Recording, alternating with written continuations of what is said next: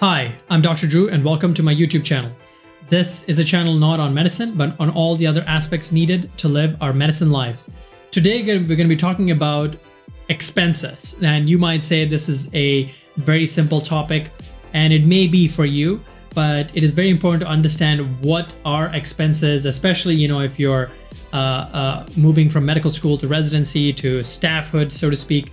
And expenses are now kind of hitting, adulting is kind of hitting your life.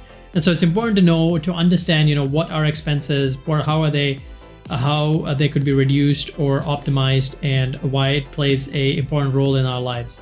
And so expenses are the costs that are needed to live our lives personally. So these could include, things like mortgages, paying for our food, paying for our shelter, rent, and paying for our children's education. Expenses could also include our taxes, any fees we have to pay to access services that we need, like banking services. And so the list of expenses could be quite large, and it is primarily classified in your cash flow statement. From a professional perspective, you need expenses that are needed to run your practice and provide medical services. So these could include things like rent, mortgage payments if you own the building, equipment and supply costs that you need to purchase in order to provide those services, staff salaries, which is a big one, and obviously malpractice insurance. Personal expenses that we talked about include mortgages, utility bills, line of credit interest charges, taxes, and so on. And so why is it important to know about these expenses? So it's important to track them, and that's why I'm creating a definition here. And it's generally known that something that is not tracked does not improve. Having a general idea that things are going to get better, my expenses are under control, without actually tracking them means that generally there's some, what we say, inefficiencies, financial leakages, unexpected expenses, or even unwary fees built into the products that we buy, specifically financial products, that we can lose our money in terms of expenses. Now, we not only lose that money in terms of expenses, but we also lose the potential of that money through savings to grow over time, either through an investment or the ability to invest into ourselves. And so it's important for physicians to understand that directly impact their bottom line. If expenses are not managed properly, we can quickly, using Parkinson's law, eat into our physician's income and make it difficult to save for the future or invest into our own practices. Expenses can be a big contributor to the high stress levels that we experience as physicians. Now, how can one reduce our expenses? So obviously dividing into our personal and professional side. So on the personal side, I've had few videos talking about this. We talked about how Canadians spend their money. And so, our housing costs, our renting costs, our transportation costs, our subscriptions sometimes that we, tend to forget about, but they get deducted without, sometimes an email telling you that the deduction is coming up. And essentially, once the yearly deduction happens, it takes you a year to cancel that subscription. There's no refunds sometimes. And so it's important to understand those things and keep track of them on the personal side.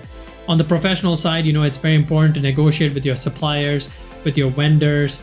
Here in Canada, we're fortunate for malpractice insurance that we have a very set standard if you go with the Canadian Medical Protective Association.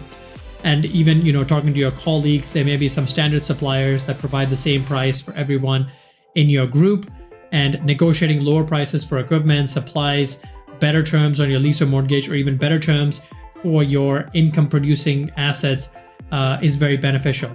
Another way of reducing expenses is by repetition and streamlining operations in the practice, delegating tasks to people who can do it at a cheaper cost, rather than you being focused on the high value, high remunerated activity, so to speak, like seeing patients, diagnosing them, prescribing medications, performing lumps and bumps or epidurals or whatever it may be, focusing on that and reducing your time with paperwork, so to speak. And these could include things like automatic administrative tasks, calendar events, eliminating unnecessary expenses, and implementing cost-saving measures.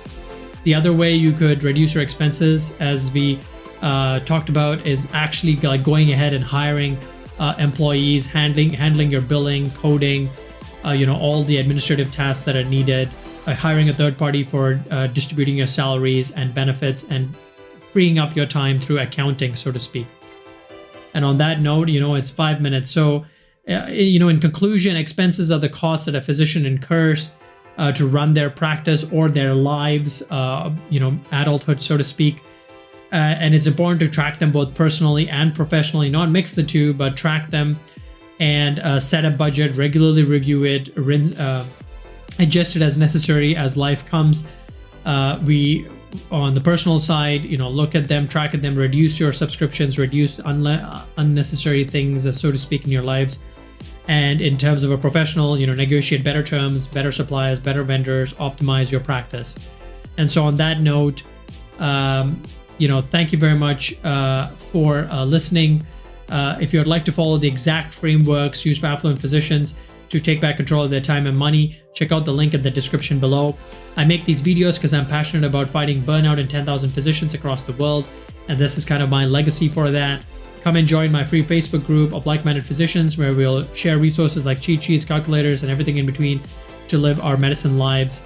Thank you very much for listening. Thank you for doing what you're doing, and I'll see you in the next episode.